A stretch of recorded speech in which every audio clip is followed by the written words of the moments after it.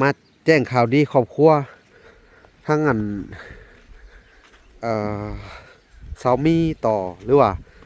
ทั้งอันนี้ก็ลูกสี่คือกันผัวหนึ่งพี่น้องเอ้ยผัวเพิ่นยังมีอยู่เนาะเดี๋ยวเราจะขึ้นไปเบิ่งก่อนพี่น้องเอ้ยสบายดีเด้อ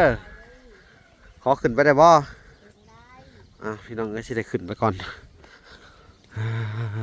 เถอะขึ้นมาฮอดแล้วก็ได้เนาะบ่ฮักบ่นี่ย่างไปนี่บ่เลยย่านฮัก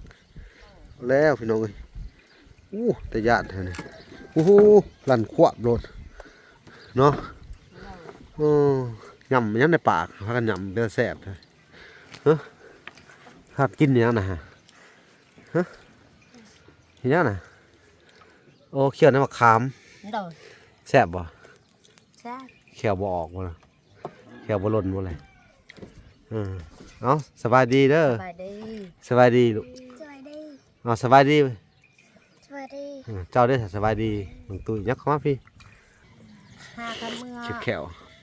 อยู่คุณไปหาเขียดไปหากระเป๋าโอ้หากระเมือแต่หาเขียดหากระปูผู้ใดเลยได้ละโอ้ได้บ่คุณพี่น้องจับปูผิดอีกคนนึงโอ้หาเขียดหากระปูได้ป่นแล้วแมลงเนาะอันนี้กระปูยังอันนี้คือวันนี้ตัวนี้ไหนโอ้นี่พี่น้องกระปูห่วยใช้กระปูนาตัวนี้เนาะกระปูนาตัวนี้เนาะนี่พี่น้องเอ้ยเขียนน้ำเต้าตัวนี้เนาะนี่พี่น้องเอ้ยโอ้แซ่บได้ออมเลยเนาะออมใส่ผักเด้อออมกินเด้มันจะแซ่บดีแหละหาอยู่หากินคือเก่าเจ้าแหละเด้อมาเยี่ยมยามมื้อนี้ก็ได้พี่น้องเอ้ยอาณาทั้งแม่ทอนแก้วเด้อเพิ่นได้เบิ่งคลิปเนาะยังก็ได้สงสารครอบครัวเจ้าและก็ลูกเนาะเพิ่นก็ได้โอนเงินมาให้100 เหรียญเด้อ2,100,000เนาะ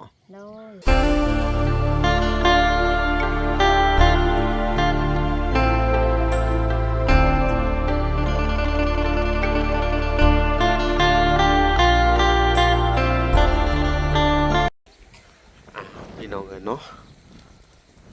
กราบสบายดีพ่อแม่พี่น้องเบิดสู่คู่สู่คนพี่น้องเนาะกันยินดีเข้าสู่ช่อง YouTube เปาละสายบุญคุณธรรมคือเก่าพี่น้องเนาะเส้นเก่าเส้นเคยพี่น้องทักทายสบายดีเนาะ FC ทางฝั่งไทยและ FC ทางฝั่งลาวและ FC ทางต่างประเทศนำเด้อพี่น้องเนาะมื้อนี้หลังต่อจากคลิปที่แล้วนะพี่น้องเนาะหลังจากที่ทางวละเข้าไปแจ้งข่าวดีของทางแม่ลูกสี่พี่น้องสิมาหาแวะมาแจ้งข่าวดีครอบครัวทั้งสามีต่อหรือว่าทั้งอันนี้ก็ลูกสี่คือกันผัวหนึ่งพี่น้องผัวเพิ่นยังมีอยู่เนาะเดี๋ยวเราจะขึ้นไปเบิ่งก่อนพี่น้องสบายดีเด้อขอขึ้นไปได้บ่พี่น้องสิได้ขึ้นไปก่อนเถอะขึ้นมาฮอดแล้วก็ได้เนาะบ่ฮักบ่นี่ย่างไปนี่บ่เลยย่านฮักแล้วพี่น้องเอ้ยแต่ย่านเท่านี้ลั่นขวบโลดเนาะยำในปากพากันยำเดือแสบเลยคาดกินอย่างนะฮะเห็นยังนะโอ้เขียวน้ำมะขามแสบบ่เขียวบ่ออกบ่เขียวบ่หล่นบ่เลยเอาสบายดีเด้อสบายดีลูกสบายดีเจ้าได้สบายดีหลวงตุ้ยยักเข้ามาพี่ระวังแนวขามตกเลยเค็ดแขวนะพี่น้องยำบ่ได้ละเจ็บแขวเนาะมื้อนี้กินข้าวกินปลากันเบิ่ละบ่นี่กินแล้วกินกับหยังล่ะมันตำกินแจ่วนี่ตำกินแจ่วตำเตียวจำเตียวนั่งได้แหละผัวมื้อนี้ไปบุญแล้วไปบุญโอ้เขาเฮ็ดบุญในบ้านเนาะเป็นได้ลูกดีขึ้นแล้วบ่ไข่ไปซื้อยากินมื้อละเนาะดีแล้วบ่ตุ้ยกินยาดีเลยเนาะมีแห้งขึ้นบ่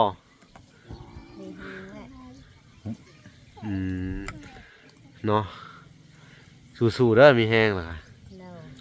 อันนี้ลูกสาวเนาะ โด นี่ ย ก็ลูกผู้หญิง3 คนพี่น้องชาย1เนาะเขียวในมะขามเห็ดเป็นตาแซ่บเนี่ยพี่น้องเลย หากระเมื่อ เข็บแขว อยู่คุณไปหาเขียดไปหากระเป๋า โอ้หักกันเมื่อแต่หักเขียดหักกระปู โดย ผู้ใดเลย ได้ละ โอ้ได้บ่คุณพี่น้องจับปูพิษอีกคนนึงโอ้หักเขียดหักกระปูได้ป่นแล้วแมลงเนาะ โดย เอออันนี้กระปูยังอันนี้คือวันนี้ กระ ต้ ปู น ห้วย ต้นนี้ไหน โดย โอ้นี่พี่น้องเอ้ยกระปูห่วยใช้กระปูนาต้นนี้เนาะ โดย กระปูนาต้นนี้เนาะ โดย นี่พี่น้องเอ้ยเขียนน้ำเต้าต้นนี้เนาะ โดย นี่พี่น้องเอ้ยโอ้แซ่บได้ออมเนี่ยเนาะ โดย ออมใส่ผักเด้อ โดย ออมกินเด้มันก็แซ่บดีแหละหาอยู่หากินคือเก่าเจ้าหั่นแหละเด้อ โดย เออมาเยี่ยมยามมื้อนี้ก็ได้พี่น้องเอ้ยเนาะและเมนูมื้อแรงนี่ป่นกับปูก็แซ่บเด้ โดย หาเก็บผักยามนี่ผักหยัง ผัก ผักกินกับ ยักผักยักบะผัก เดี๋ยวได้จากผักบ่ผัก ผักก็เอาไปนี่นะที่ผัก ฮะเนี่ยหยัง มันยักละ อ๋อบ่จักซื้อผัก โดย อืมเจ้าเนี่ยใช่สวนเจ้าเหรอ ส่วนท้อ ปลูกเองมีว่ะ โดย ไม่ใช่สวนเจ้าอาหารบ่ โดย โอ้ผักบัวผักหอมผักกาดเนาะ โดย ก็โอเคอยู่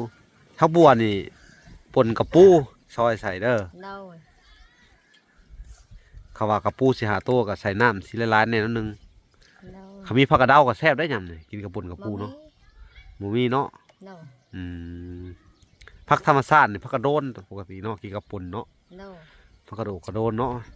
หักแท้นี่มีแต่ผักกระโดนเนาะยังบ่ทันออกเนาะผักกระโดนเนาะ บ่ ยังบ่ทันปรุงไว้ เดือน5เดือน6แล้ว เดือน5เดือน6เนาะ โดย เดือน5เดือน6นี่ฝนตกใหม่เนาะ โดย หายังอื่นได้อยู่บ่แท้นี่ ได้บะลายแล้ว ได้บ่หลาย โดย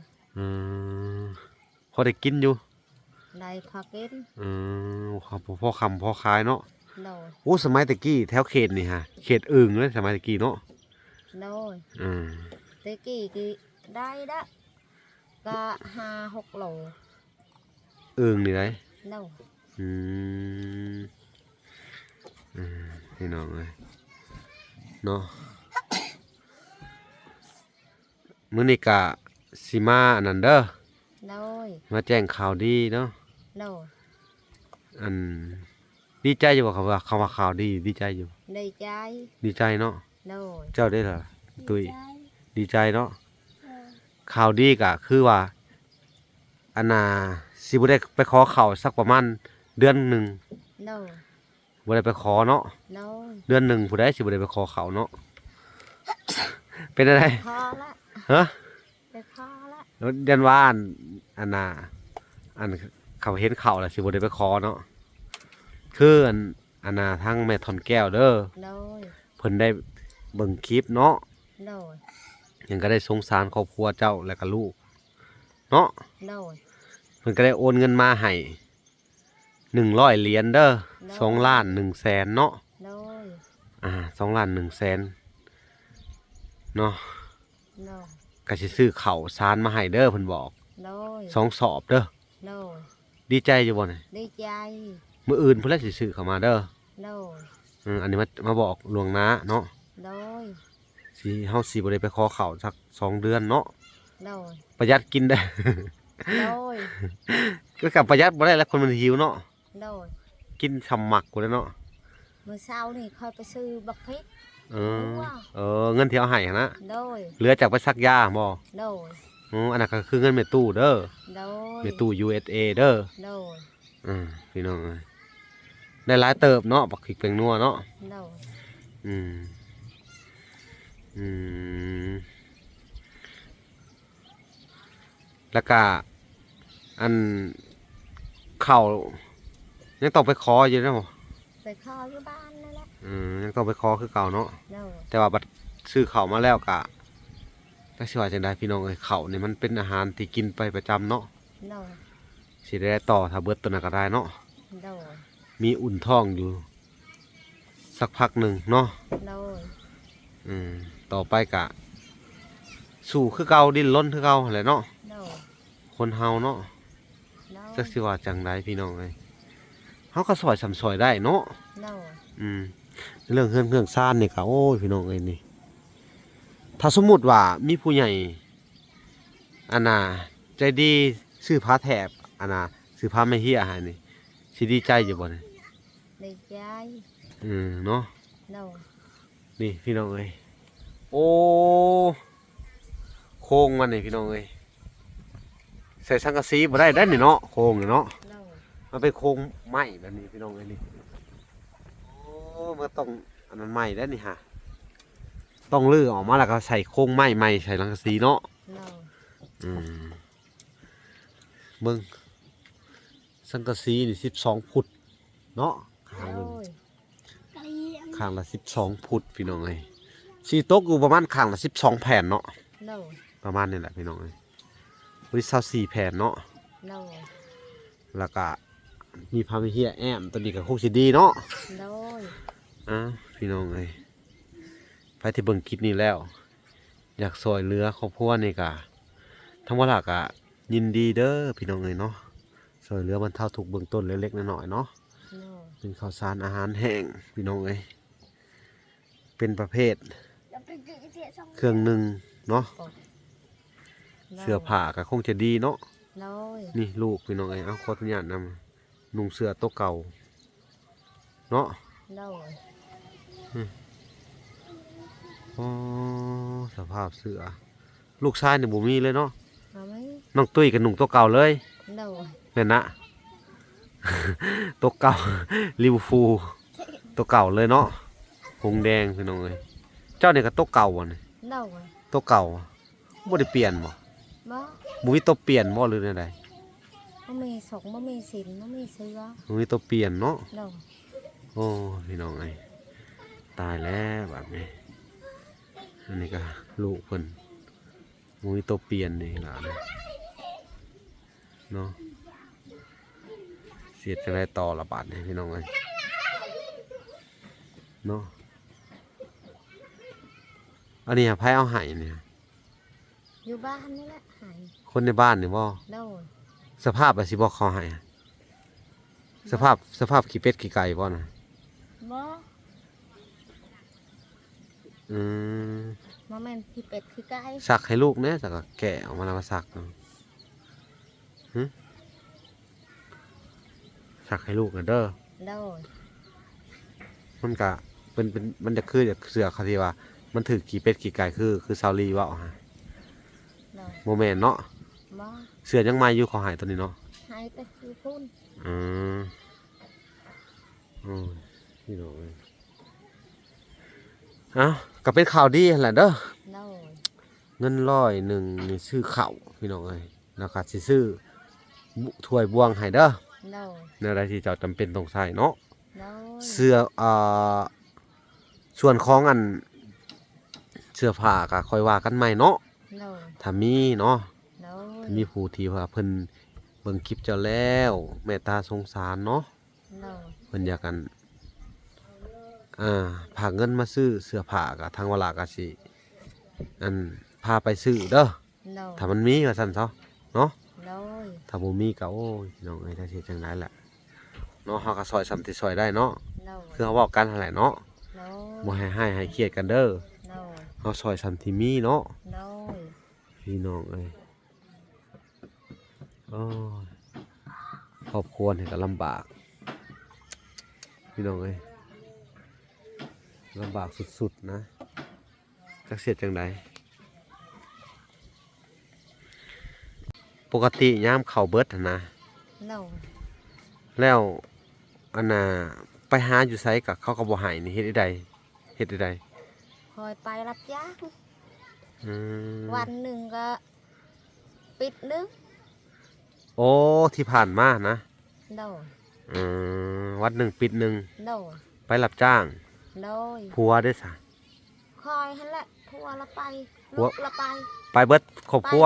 โดย โอ้เป็นเวียกเป็นงานเบิดแล้วเนาะ โดย ปีนี้ไปรับจ้างอันเกี่ยวเอาข้าวนี่ได้จักซอบปีนี้ ได้แต่5ช้า 5 สอบหนึงเนาะ โดย เพอปิดหนึงนี่มันบ่ได้ใหญ่ได้ปิดเนาะ น้องนี่กระทางอันนี้ได้ บ่ได้ใหญ่พี่น้องเอ้ยไปซอยนี่ไปซอยแบบได้เกี่ยวบ่ ไปเกี่ยวดำนา อืม ไปมั้งดำนาละไป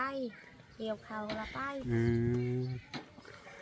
ไปซอยนี่ซอยพี่ซอยน้องเขาเองเนี่ยเนาะ โดย เพิ่นคือบ่ให้สิหลายๆนั่นเนาะ บ่มาหายละ เขาก็ยันบ่กลุ่มกินเนาะ โดย ให้หลายก็เบิดแล้วเนาะ โดย พี่น้องเอ้ยสักเสียจังไดเอ้าสู้ๆก่อนสู้ๆก่อนเด้อ โดย ได้แต่เป็นกำลังใจให้เพิ่นพี่น้องเอ้ยเมื่อวานนี่กะมีกำลังใจจากกันทั้งอันแม่ตู้นั่นแหละพี่น้องเอ้ยเนาะ โด ให้ ย ชุมเจ้าก็ได้ทั้งว่าหลาก็บ่เป็นเงินบ่หลาดอกเด้อ โดย เงินผู้ใหญ่ฝากไว้พี่น้องเอ้ยเนาะเฮาก็เป็นแค่สะพานบุญพี่น้องเอ้ยเนาะ โดย นักบุญต้นทุนชาวบ้านพี่น้องเอ้ยแต่วิงวอนนี่แหละพี่น้องเอ้ยพระที่เห็นคลิปนี้แล้วก็ดูต้นสงสารพี่น้องเอ้ย โดย ช่วยเหลือเอาบุญเอาทานเนาะ โดย พี่น้องเอ้ยเนาะจักสิว่าจังไดพี่น้องเอ้ยเพราะหลักอ่ะเขาได้แต่ถ่ายเนาะ โดย เอาโอเคเนาะ โอเค ถ้าว่าหลักอ่ะบ่มีหยังหลายก็ได้แต่มาแจ้งข่าวดี โดย เรื่องเพิ่นสิได้ข้าวกิน2กระสอบ โดย ส่วนที่เหลือก็สิซื้อเป็นถ้วยเป็นบวงเนาะที่เราเจ้าบ่มีเนาะ โดย เอาแนวใส่จำเป็นก่อนเนาะในครัวเรือนเนาะ โดย เรื่องของเสื้อผ้าโอ้ยพี่น้องเอ้ยยังบ่ได้พูดถึงดอกเฮาบ่มีงบเด้อ โดย เฮาก็สิเอาสำส่วนที่เพิ่นฝากมาให้เนาะ โดย มื้ออื่นจังว่ากันใหม่ โดย พี่น้องเอ้ยมื้ออื่นก็สิได้จ้างวานรถไถคือเก่าแหละพี่น้องเพราะว่าข้าวสารมันหนักพี่น้องเอ้ย โดย เนาะมันถูกขำหวยขำหองมาเนาะ โดย จะเป็นต้องใส่รถไถพี่น้องลากแกคือเก่าพี่น้องก็สิได้จ้างวานหาเบาแก้วคือเก่าเด้อ โดย เอาคลิปนี้พี่น้องเอ้ยทางวลากะสิได้ขอตัวลำลาก่อนพี่น้องเอ้ยเนาะพาไปติดตามคลิปตอนต่อไปพี่น้องเอ้ยเนาะคลิปนี้ขอกล่าวคำว่าสวัสดี สบายดี และสวัสดีเด้อพี่ ส น้อง วัส เอ้ย ดี บ๊ายบาย